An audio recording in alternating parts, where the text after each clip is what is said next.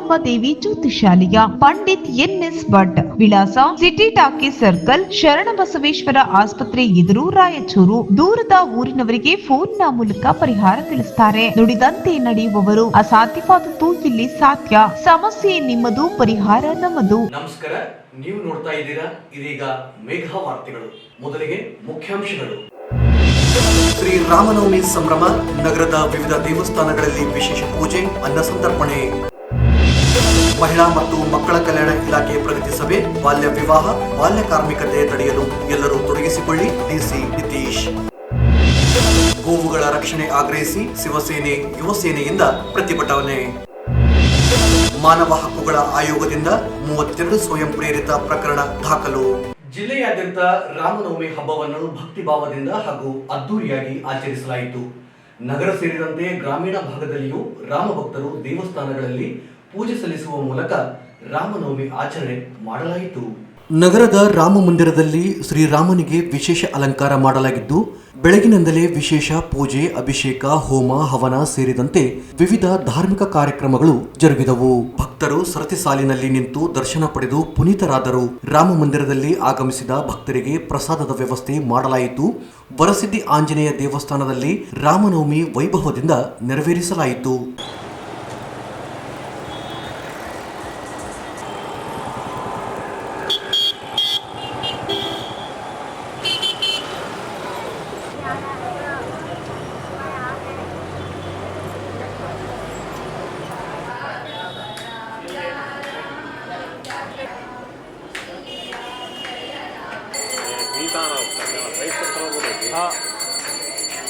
kata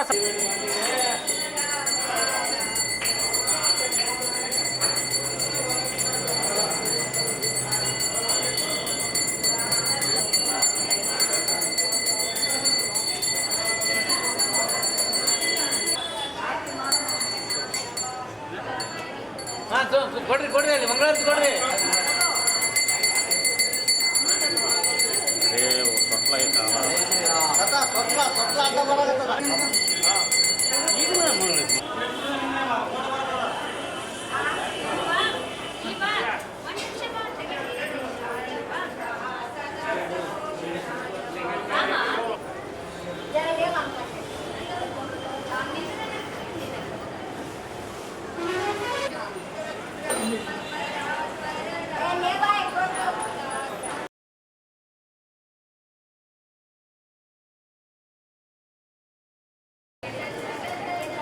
ನಗರದ ಕೋದಂಡರಾಮ ದೇವಸ್ಥಾನದಲ್ಲಿ 49ನೇ ವರ್ಷದ ರಾಮನವಮಿ ಮಹೋತ್ಸವವನ್ನು ಆಚರಿಸಲಾಗಿದ್ದು, ಹಲವು ಧಾರ್ಮಿಕ ಕಾರ್ಯಕ್ರಮಗಳನ್ನು ಆಯೋಜಿಸಲಾಗಿತ್ತು.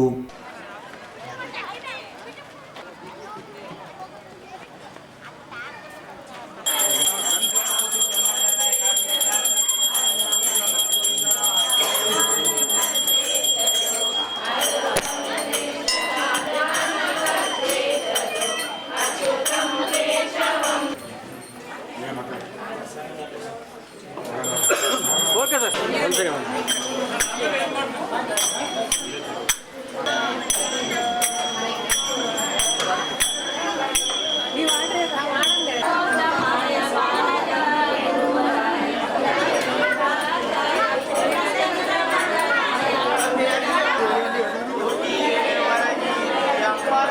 ಸ್ವಲ್ಪ ಕೈ ಮಾಡಕತ್ತ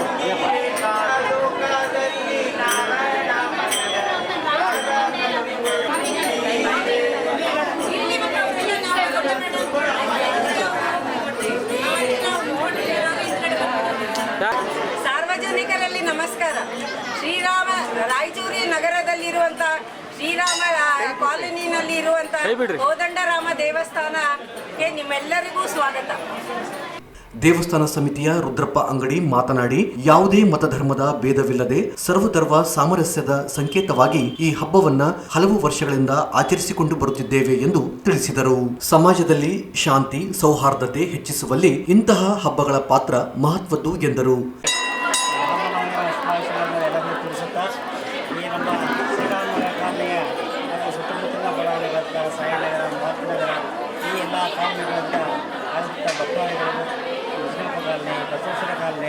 ಎಲ್ಲ ಕಡೆಯಿಂದ ಭಕ್ತರು ಬಂದಿದ್ದಾರೆ. ಸುಮಾರು ಹಿರಿಯರು ಹೇಳಿದಂಗೆ 40 ವರ್ಷಗಳಿಂದ ಸತತವಾಗಿ ಆಚರಿಸಿಕೊಂಡು ಬರ್ತಾ ಇದ್ದಾರೆ. ಏನಂದರೆ ಇವತ್ತಿನ ದಿವಸದಲ್ಲಿ ಎಲ್ಲರಿಗೂ ಶಾಂತಿ ಸಮಾಧಾನ ಮತ್ತು ಎಲ್ಲ ಇಕ್ವಲ್ ಒಂದು ಭಾವನೆ ಬರಬೇಕಾಗಿದೆ. ಹೀಗಾಗಿ ಎಲ್ಲರಿಗೂ ಸೇರಿಸ್ಕೊಂಡು ರಾಮನವಮಿಯನ್ನು ಆಚರಿಸ್ತಾ ಇದ್ದೀವಿ. ದೇವರು ಕೂಡ ಎಲ್ಲರಿಗೂ ಒಳ್ಳೇದು ಮಾಡಲಿ ಅಂತೇಳಿ ಇವತ್ತಿನ ದಿವಸದಲ್ಲಿ ನಾವು ವಿಶೇಷವಾಗಿ ನಮ್ಮ ಒಂದು ಕಾಲನಿಯಲ್ಲಿ ಭಕ್ತಾದಿಗಳಿಗೆ ಬೆಳಗ್ಗೆಯಿಂದ ಪೂಜಾ ವ್ಯವಸ್ಥೆ, ಪ್ರಸಾದ ವ್ಯವಸ್ಥೆ, ಅದರ ಜೊತೆಗೆ ಇನ್ನೂ ಸಮಾಜಕ್ಕೆ ಅನುಕೂಲ ಆಗುವಂಥ ಒಂದು ಮೆಡಿಕಲ್ ಟೆಸ್ಟ್ಗಳನ್ನು ಕೂಡ ಇವತ್ತು ಹಾಕ್ಕೊಂಡಿದ್ದೀವಿ. ಇನ್ನೂ ಸಾಯಂಕಾಲಕ್ಕೆ ಕಲ್ಚರಲ್ ಪ್ರೋಗ್ರಾಮ್ಸ್ ಕೂಡ ಹಾಕ್ಕೊಂಡಿದ್ದೀವಿ. ಆ ರೀತಿಯಲ್ಲಿ ಎಲ್ಲ ಜನರು ಸೇರಿಕೊಂಡು ನಮ್ಮಲ್ಲಿ ಕೆಲಸ ಮಾಡ್ತಾಯಿದ್ದಾರೆ. ವಿಶೇಷವಾಗಿ ಯುವಜನಾಂಗ ಏನಿದೆಯಲ್ಲ ಕಾನೂನು ವಿನೋದದಿಂದ ಭಾಳ ಕೋಆಪರೇಷನಿಂದ ಎಲ್ಲರಿಗೂ ಅನುಕೂಲ ಮಾಡಿಕೊಂಡಿದ್ದಾರೆ. ಎಲ್ಲ ಭಕ್ತರು ಬರ್ತಾ ಇದ್ದಾರೆ ಬೇರೆ ಬೇರೆ ಕಡೆಯಿಂದ. ಮಧ್ಯಾಹ್ನ ಪ್ರಸಾದ ವ್ಯವಸ್ಥೆ ಇದೆ ಮತ್ತು ಸಾಯಂಕಾಲ ಕಲ್ಚರಲ್ ಪ್ರೋಗ್ರಾಮ್ನಲ್ಲಿ ಕೂಡ ಬೇರೆ ಬೇರೆ ಆಕ್ಟಿವಿಟೀಸ್ ಇದ್ದಾವೆ. ಹೀಗಾಗಿ ಜನರಿಗೆ ಮತ್ತು ಸಮಾಜಕ್ಕೆ ಒಂದು ಒಳ್ಳೆಯ. ಈ ಸಂದರ್ಭದಲ್ಲಿ ಮೀನಪ್ಪ ವಕೀಲ್, ಗಂಗಪ್ಪ, ನರಸಣ್ಣ ನಾಯ್ಕ್, ಮಹಾಲಿಂಗಪ್ಪ, ಬಸನಗೌಡ, ವಿನಯ್ ಕುಮಾರ್, ರಘುಖಾನ್, ವಿಜಯ್ ಕುಮಾರ್ ಸಜ್ಜನ್, ಶಶಿಕಲಾ ಸೇರಿದಂತೆ ಅನೇಕರಿದ್ದರು.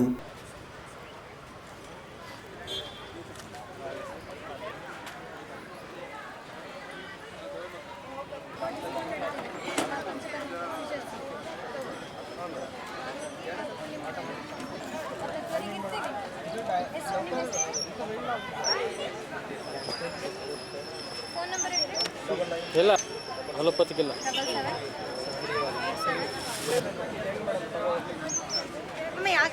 ವಿಶ್ವ ಹಿಂದೂ ಪರಿಷತ್ ಹಾಗೂ ಬಜರಂಗದ ವತಿಯಿಂದ ರಾಮನವಮಿಯನ್ನು ಆಚರಣೆ ಮಾಡಲಾಯಿತು. ಶ್ರೀರಾಮನ ಪೂಜೆಯೊಂದಿಗೆ ಅನ್ನ ಸಂತರ್ಪಣೆ ನಡೆಸಲಾಯಿತು.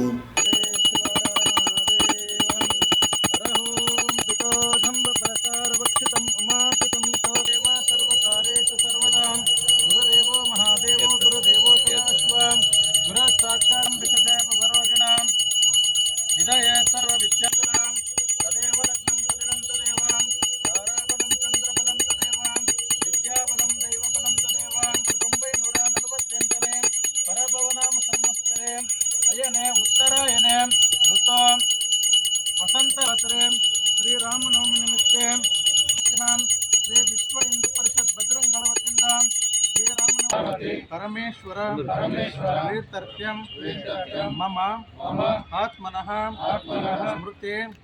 ಸ್ಮೃತಿ ಪುರಾಣೋಕ್ತ ಆಗಮೋಕ್ತ ಅನುದೀನ ಗುರವಿಗೆ ಅನುರಾಗ ಭಕ್ತಿಯಲೆ ಜನನ ಮರಣ ರಹಿತ ಜಂಗಮಕ್ಕೆ ಬೆಳಗಿರೆ ಜ್ಞಾನಪೂರ್ಣಂ ಜಯಂ ಜ್ಯೋತೆ ನಿರ್ಮಲವಾದ ಮನವೇ ಕರ್ಪೂರದ ರೋತೆ ನಾನೇನೆಂಬುದು ಬೇಗಕ್ಕೆ ಏನ ವಿಷಯದ ಜನ್ಮ ಹಿಂದುಳಿದ ಲಿಂಗಕ್ಕೆ ದೇವಾನೇಕತೆ ಎಂದು ಮನ ಪೂರ್ಣಂ ಜಯಂ ಜ್ಯೋತೆ ನಿರ್ಮಲವಾದ ಮನವೇ ಕರ್ಪೂರದ ರೋತೆ ನಿರ್ಮಲವಾದ ಮನವೇ ಕರ್ಪೂರದ ರೋತೆ ಕರ್ಪೂರ ಗೌರಂ ಕರುಣಾವತಾರಂ ಸಂಸಾರ ಸಾರಂ ಜಗೇಂದ್ರಹಾರಂ ಸದಾ ವಸಂತಂ ಹೃದಯಾರವಿಂದೇ ಭವಂ ಭವಾನಿ ಚೈತನ್ಯೋಮಹೇ ಸ್ವಪ್ರಕಾಶ ಮಹಾದೇವ ಸರ್ವ ದೀಪೋಯಂ ಪ್ರತಿಗೃಹಕ ಓಂ ರಾಧಾ ದೈವೇ ಸ್ವಸ್ರಸ್ತನ ಸ್ವಸ್ತ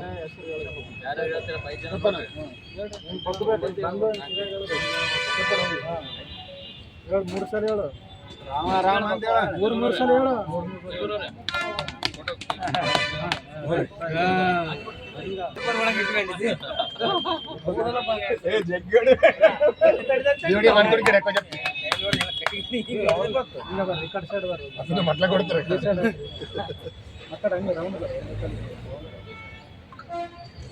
ಕೊಟ್ಟಾಡಿ ಕೊಟ್ಟಾಡಿ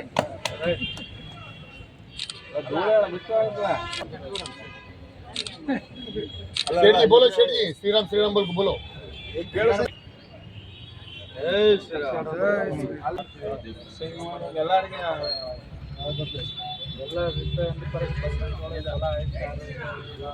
दाना जमाना दाना जय श्री राम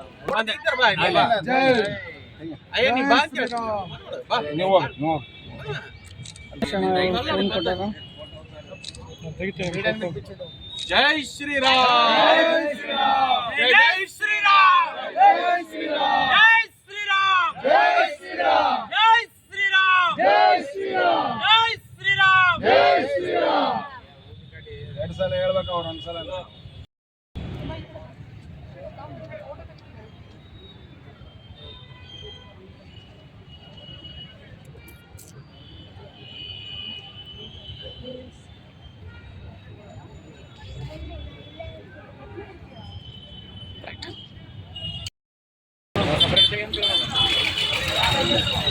ಎಲ್ಲ ತಾಯಿ ಅಲ್ಲಿ ಬರ್ರಿ ಮೇಲೆ ಬರ್ರಿ ಎಲ್ಲರೂ ಒಳಗೆ ಹೋಗ್ರಿ ಅಲ್ಲ ನೀವು ಇಲ್ಲಿ ಹೋಗ್ರಿ ಗಂಡ್ಮಕ್ಳು ನೀರು ಅಲ್ಲ ನೋಡಿ ಹಿಂದಾಗ ಯಾವುದು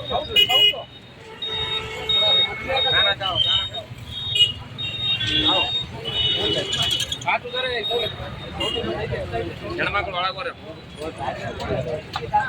ನೀವು ಅಲ್ಲಿ ಹಿಂದೋರಣ ಜಾಗ ಹೇಳೋದು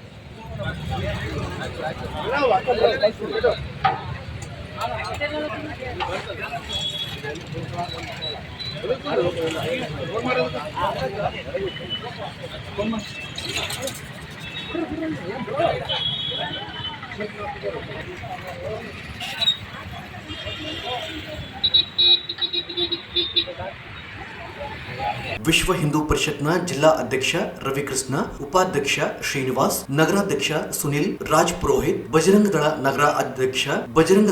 ನಗರ ಅಧ್ಯಕ್ಷ ಸಾಯಿ ರೆಡ್ಡಿ, ವಿಜಯ್ ಕುಮಾರ್ ಸಜ್ಜನ್, ಡಾಕ್ಟರ್ ನಾಗರಾಜ್ ಬಾಲ್ಕಿ, ಚಂದ್ರಶೇಖರ್, ಇಲ್ಲೂರು ದತ್ತಾತ್ರೇಯ, ಜಂಬಣ್ಣ, ವೀರೇಶ್, ವಿರೂಪಾಕ್ಷಿ ಗೌಡ, ಶರಣಬಸವ, ಗುರುಸ್ವಾಮಿ ಸೇರಿದಂತೆ ಅನೇಕರು ಇದ್ದರು.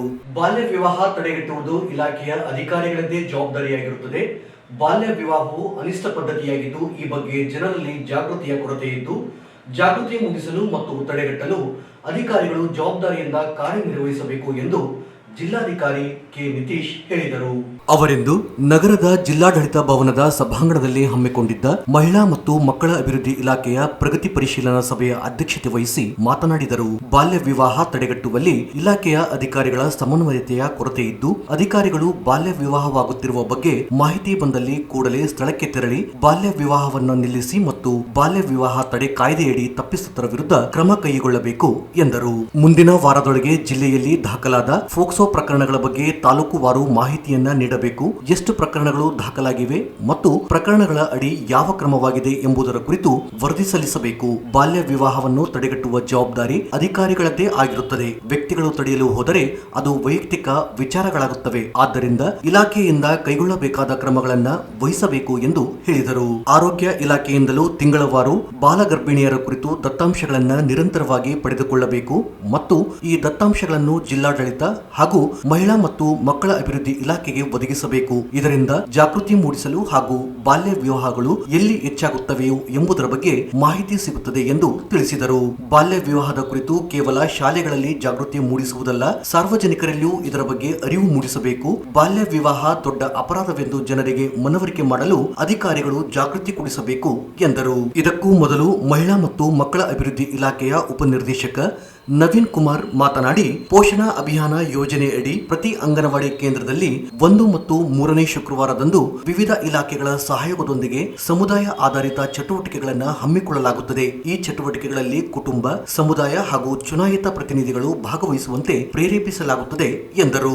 ಸಮುದಾಯ ಆಧಾರಿತ ಚಟುವಟಿಕೆಗಳಲ್ಲಿ ಗರ್ಭಿಣಿಯರಿಗೆ 1, 2 ಹಾಗೂ 3ನೇ ತಿಂಗಳಲ್ಲಿ ಸೀಮಂತ ಕಾರ್ಯಕ್ರಮ, ಅನ್ನಪ್ರಾಶನ ದಿವಸ, ಸುಪೋಷಣಾ ದಿವಸ, ಶಾಲಾ ಪೂರ್ವ ಶಿಕ್ಷಣಕ್ಕೆ ಅಂಗನವಾಡಿ ದಾಖಲಿಸುವ ದಿನಾಚರಣೆ, ಸಾರ್ವಜನಿಕ ಆರೋಗ್ಯಕ್ಕೆ ಸಂಬಂಧಿಸಿದಂತೆ ಕಾಯಿಲೆಗಳನ್ನು ಕಡಿಮೆಗೊಳಿಸುವಿಕೆ ಮತ್ತು ಸುಧಾರಿಸುವ ಕುರಿತು ಅರಿವು ಮೂಡಿಸಲಾಗುತ್ತದೆ ಎಂದು ಮಾಹಿತಿ ನೀಡಿದರು. ಜಿಲ್ಲೆಯಲ್ಲಿ ಈಗಾಗಲೇ 78 ಅಂಗನವಾಡಿ ಕಾರ್ಯಕರ್ತೆಯರು ಹಾಗೂ 269 ಸಹಾಯಕಿಯರ ಹುದ್ದೆಗಳನ್ನು ಭರ್ತಿ ಮಾಡಲು ಅರ್ಜಿಗಳನ್ನು ಕರೆಯಲಾಗಿದ್ದು, ಆಕ್ಷೇಪಣೆಗಳಿಗೆ ಆಹ್ವಾನಿಸಲಾಗುತ್ತದೆ. ನಂತರ ನಿಯಮಾನುಸಾರ ಅಂಗನವಾಡಿ ಕಾರ್ಯಕರ್ತೆಯರು ಹಾಗೂ ಸಹಾಯಕಿಯರ ಹುದ್ದೆಗಳನ್ನು ಭರ್ತಿ ಮಾಡಲಾಗುತ್ತದೆ ಎಂದರು.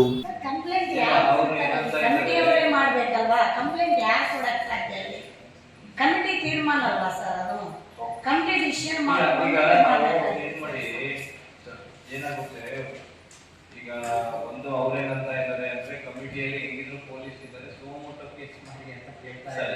ಈಗ ಸೋಮೋಟೋ ಸರ್ ನಿರ್ದಾಕ್ಷಿಣ್ಯವಾಗಿ ನಾವು ಮಾಡೋಣ ಸರ್. ಒಂದು ತಾಲೂಕಿಗೆ ಒಂದು ಎಲ್ಲ ವಿಚಾರಗಳು ನಮಗೆ ಗೊತ್ತಿರುತ್ತೆ.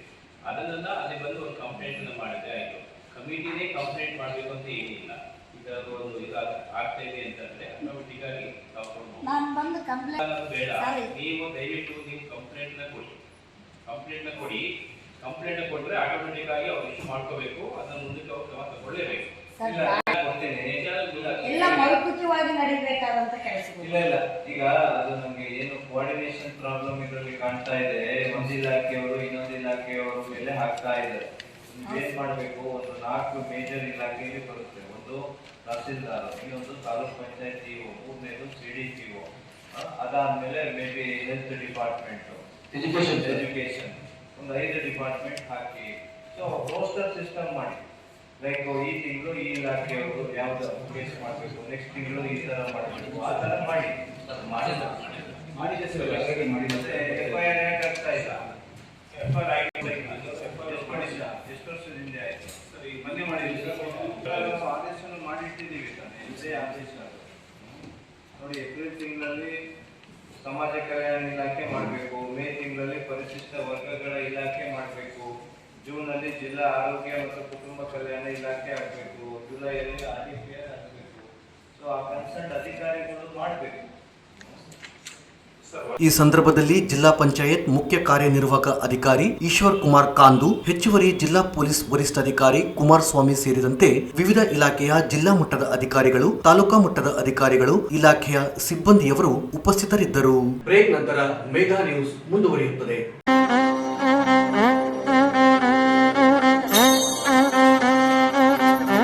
ಮಾರಿಕಾಂಬಾ ದೇವಿ ಜ್ಯೋತಿಷಾಲಯ, ಪಂಡಿತ್ NS ಭಟ್, ವಿಳಾಸ ಸಿಟಿ ಟಾಕೀಸ್ ಸರ್ಕಲ್, ಶರಣಬಸವೇಶ್ವರ ಆಸ್ಪತ್ರೆ ಎದುರು, ರಾಯಚೂರು. ದೂರದ ಊರಿನವರಿಗೆ ಫೋನ್ನ ಮೂಲಕ ಪರಿಹಾರ ತಿಳಿಸುತ್ತಾರೆ. ನುಡಿದಂತೆ ನಡೆಯುವವರು, ಅಸಾಧ್ಯವಾದದ್ದು ಇಲ್ಲಿ ಸಾಧ್ಯ.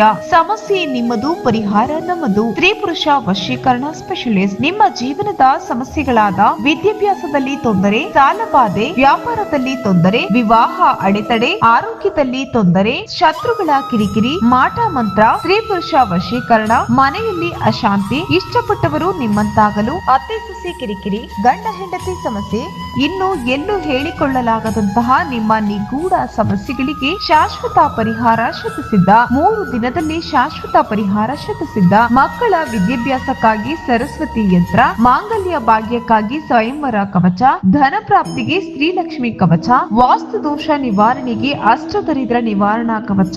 ಇನ್ನು ನಿಮ್ಮ ಯಾವುದೇ ಸಮಸ್ಯೆಗಳಿದ್ರೂ ಕೇವಲ 3 ದಿನದಲ್ಲಿ ಪರಿಹಾರ ಶತಸಿದ್ಧ. ಈಗಲೇ ಸಂಪರ್ಕಿಸಿ 8861952825. ಬ್ರೇಕ್ ನಂತರ ಮೇಘಾ ನ್ಯೂಸ್ಗೆ ಸ್ವಾಗತ. ನಗರದಲ್ಲಿ ಹೆಚ್ಚುತ್ತಿರುವ ಬಿಸಿಲಿನ ತಾಪಮಾನ ಹಾಗೂ ಬೀದಿಗಳಲ್ಲಿ ಸಂಚರಿಸುವ ಗೋವುಗಳ ರಕ್ಷಣೆಗೆ ಆಗ್ರಹಿಸಿ ಶಿವಸೇನಾ ಯುವಸೇನಾ ವತಿಯಿಂದ ಪ್ರತಿಭಟನೆ ನಡೆಸಲಾಯಿತು. ನಗರದ ಡಾಕ್ಟರ್ ಅಂಬೇಡ್ಕರ್ ವೃತ್ತದಲ್ಲಿ ಪ್ರತಿಭಟನೆ ನಡೆಸಿದ ಕಾರ್ಯಕರ್ತರು ಗೋವುಗಳ ರಕ್ಷಣೆಗೆ ಆಗ್ರಹಿಸಿದರು. ನಗರದಲ್ಲಿ ಇತ್ತೀಚಿನ ದಿನಗಳಲ್ಲಿ ತಾಪಮಾನವು ಅತಿಯಾಗಿ ಏರಿಕೆಯಾಗಿದ್ದು, ಬಿಸಿಲಿನ ಪರಿಣಾಮವಾಗಿ ಬೀದಿಗಳಲ್ಲಿ ಅಲೆಯುತ್ತಿರುವ ಗೋವುಗಳು ಸನ್ಸ್ಟ್ರೋಕ್ಗೆ ಒಳಗಾಗಿ ಪ್ರಾಣ ಕಳೆದುಕೊಳ್ಳುತ್ತಿರುವುದು ವಿಷಾದನೀಯ ಸಂಗತಿ. ಜೊತೆಗೆ ರಸ್ತೆ ಮಧ್ಯೆ ಗೋವುಗಳು ಅಲೆಯುವುದರಿಂದ ವಾಹನ ಸಂಚಾರಕ್ಕೆ ಅಡ್ಡಿಯಾಗುತ್ತಿದ್ದು, ಪದೇ ಪದೇ ಅಪಘಾತಗಳು ಸಂಭವಿಸಿ ಸಾರ್ವಜನಿಕರ ಜೀವಕ್ಕೂ ಹಾಗೂ ಗೋವುಗಳ ಪ್ರಾಣಕ್ಕೂ ಅಪಾಯ ಉಂಟಾಗುತ್ತಿದೆ ಎಂದು ಅವರು ಆತಂಕ ವ್ಯಕ್ತಪಡಿಸಿದರು. ಬೀದಿಯಲ್ಲಿ ಅಲೆಯುತ್ತಿರುವ ಗೋವುಗಳನ್ನು ತಕ್ಷಣ ಗುರುತಿಸಿ ಅವುಗಳ ಮಾಲೀಕರಿಗೆ ಹಸ್ತಾಂತರಿಸಬೇಕು. ಮಾಲೀಕರು ಇಲ್ಲದ ಅನಾಥ ಗೋವುಗಳನ್ನು ಸುರಕ್ಷಿತವಾಗಿ ಸರ್ಕಾರಿ ಗೋಶಾಲೆಗಳಿಗೆ ಸ್ಥಳಾಂತರಿಸಬೇಕು. ನಗರದಲ್ಲಿನ ಪ್ರಮುಖ ರಸ್ತೆಗಳಲ್ಲಿ ಗೋವುಗಳಿಂದಾಗುವ ಅಪಘಾತಗಳನ್ನು ತಡೆಯಲು ಶಾಶ್ವತ ಕ್ರಮ ಕೈಗೊಳ್ಳಬೇಕು ಎಂದು ಆಗ್ರಹಿಸಿದರು. ಜಿಲ್ಲಾ ಆಡಳಿತ ಮತ್ತು ಮಹಾನಗರ ಪಾಲಿಕೆ ತಕ್ಷಣ ಕ್ರಮ ಕೈಗೊಳ್ಳದಿದ್ದಲ್ಲಿ ಮುಂದಿನ ದಿನಗಳಲ್ಲಿ ಹೋರಾಟ ನಡೆಸುವುದಾಗಿ ಶಿವಸೇನಾ ಯುವಸೇನಾ ಜಿಲ್ಲಾ ಅಧ್ಯಕ್ಷ ಹರೀಶ್ ಮಡಿವಾಳ್ ಎಚ್ಚರಿಸಿದರು.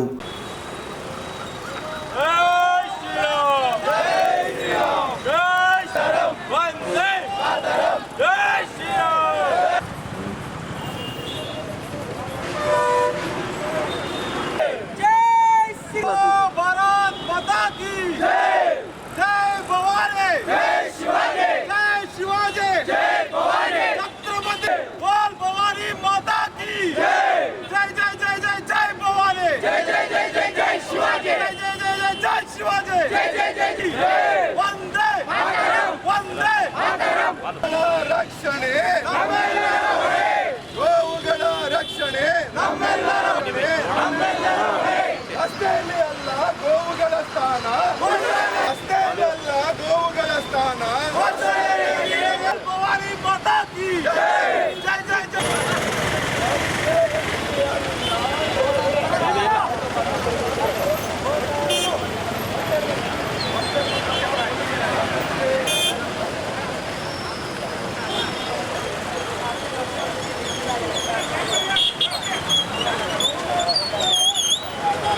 ಶ್ರೀರಾಮ್, ಜೈ ಶ್ರೀರಾಮ್.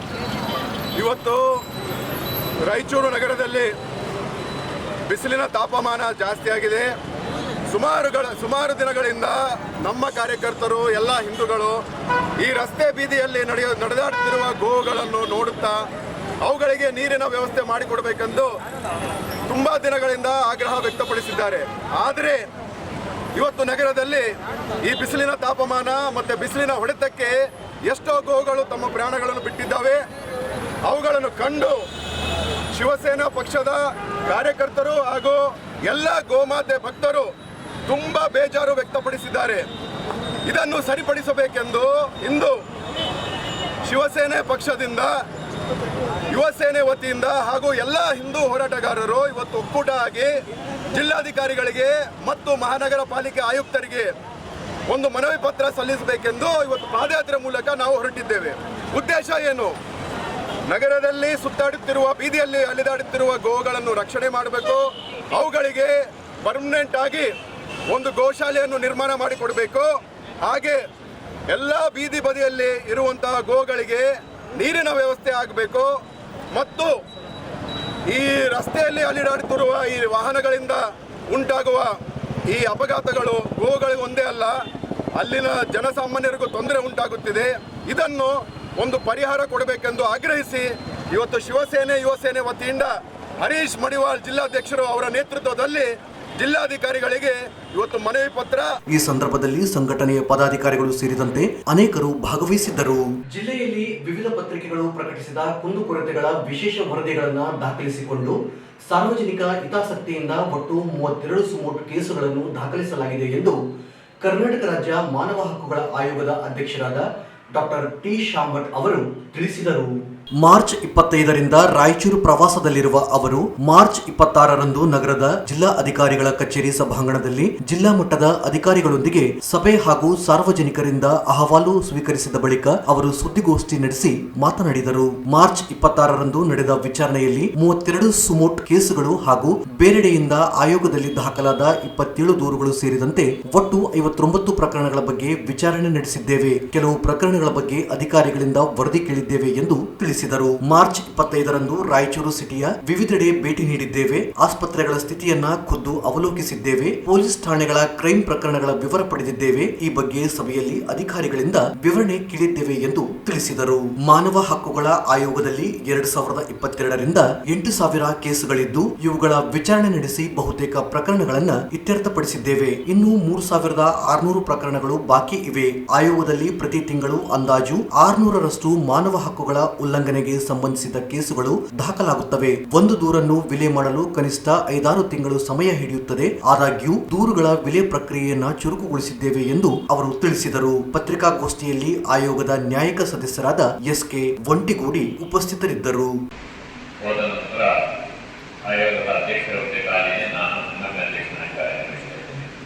ನಮ್ಮಲ್ಲಿ ಸುಮಾರು 8,000 ಕೇಸ್ಗಳು ಪೆಂಡೆನ್ಸಿ ಇದ್ದ ಕಾರಣ ಮತ್ತು ಈ ಕೇಸ್ಗಳ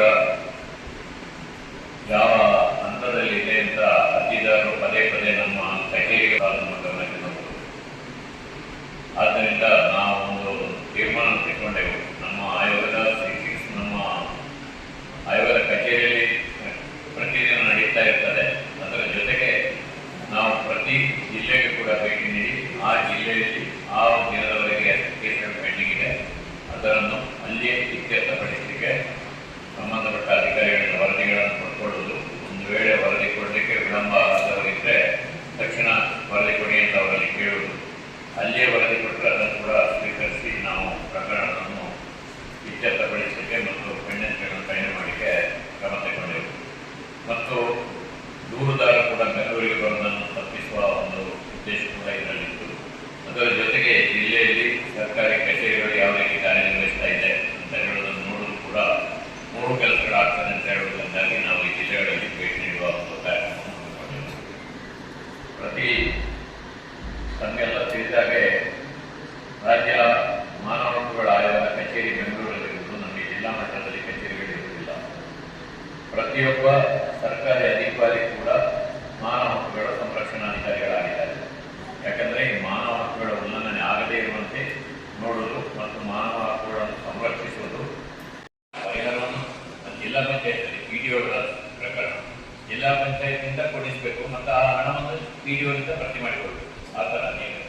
ಸುಳ್ಳೊಂದಾಗುದಿಲ್ಲ. ಅವರು ಕೊಟ್ಟ ದಾಖಲೆ ಅವರು ಯಾವ ದಾಖಲೆ ಮೇಲೆ ಕೊಡ್ತಾರ? ಯಾಕಂದ್ರೆ ಆ ಅಧಿಕಾರಿಗಳು ಫೈನಲ್ ಅಥಾರಿಟಿ ಅಲ್ಲ. ಆಯೋಗದಲ್ಲಿ ಫೈನಲ್ ಆಗಿ ಏನಾದ್ರು ತೀರ್ಮಾನ ತೆಗೆದುಕೊಳ್ಳುವುದಿದ್ರೆ ಆಯೋಗದಲ್ಲಿ ನನ್ನ ಬೇಕಲ್ಲಿ ಆದರೆ ನಾನು ಅಥವಾ ನಾವು ತೆಗೆದುಕೊಂಡ ತೀರ್ಮಾನವೇ ಫೈನಲ್ ಹೊರತು ನಮ್ಮ ತೀರ್ಮಾನದಲ್ಲಿಯೂ ಏನಾದ್ರು ತಪ್ಪುಗಳಿದ್ರೆ ಅದನ್ನು ಉಚ್ಚ ನ್ಯಾಯಾಲಯದಲ್ಲಿ ಪ್ರಶ್ನೆ ಮಾಡಲಿಕ್ಕೆ ಅವಕಾಶ ಇದೆ. ಬಟ್ ನಮ್ಮ ಅಧಿಕಾರಿಗಳು ಕೊಟ್ಟಂತ ಏನು ರಿಪೋರ್ಟ್ ಅದು ಫೈನಲ್ ಅಲ್ಲ. ಕೊನೆಯಲ್ಲಿ ಮತ್ತೊಮ್ಮೆ ಹೆಡ್ಲೈನ್ಸ್. ಶ್ರೀ ರಾಮನವಮಿ ಸಂಭ್ರಮ, ನಗರದ ವಿವಿಧ ದೇವಸ್ಥಾನಗಳಲ್ಲಿ ವಿಶೇಷ ಪೂಜೆ, ಅನ್ನ ಸಂತರ್ಪಣೆ. ಮಹಿಳಾ ಮತ್ತು ಮಕ್ಕಳ ಕಲ್ಯಾಣ ಇಲಾಖೆ ಪ್ರಗತಿ ಸಭೆ, ಬಾಲ್ಯ ವಿವಾಹ, ಬಾಲ್ಯ ಕಾರ್ಮಿಕತೆ ತಡೆಯಲು ಎಲ್ಲರೂ ತೊಡಗಿಸಿಕೊಳ್ಳಿ, ಡಿಸಿ ನಿತೀಶ್. ಗೋವುಗಳ ರಕ್ಷಣೆ ಆಗ್ರಹಿಸಿ ಶಿವಸೇನೆ ಯುವ ಸೇನೆಯಿಂದ ಪ್ರತಿಭಟನೆ. ಮಾನವ ಹಕ್ಕುಗಳ ಆಯೋಗದಿಂದ 32 ಸ್ವಯಂ ಪ್ರೇರಿತ ಪ್ರಕರಣ ದಾಖಲು. ಇದಿಷ್ಟು ಇವತ್ತಿನ ಸುದ್ದಿ. ಪ್ರಮುಖ ಸುದ್ದಿಗಳಿಗಾಗಿ ನೋಡ್ತಾ ಇರಿ ಮೇಘಾ ನ್ಯೂಸ್.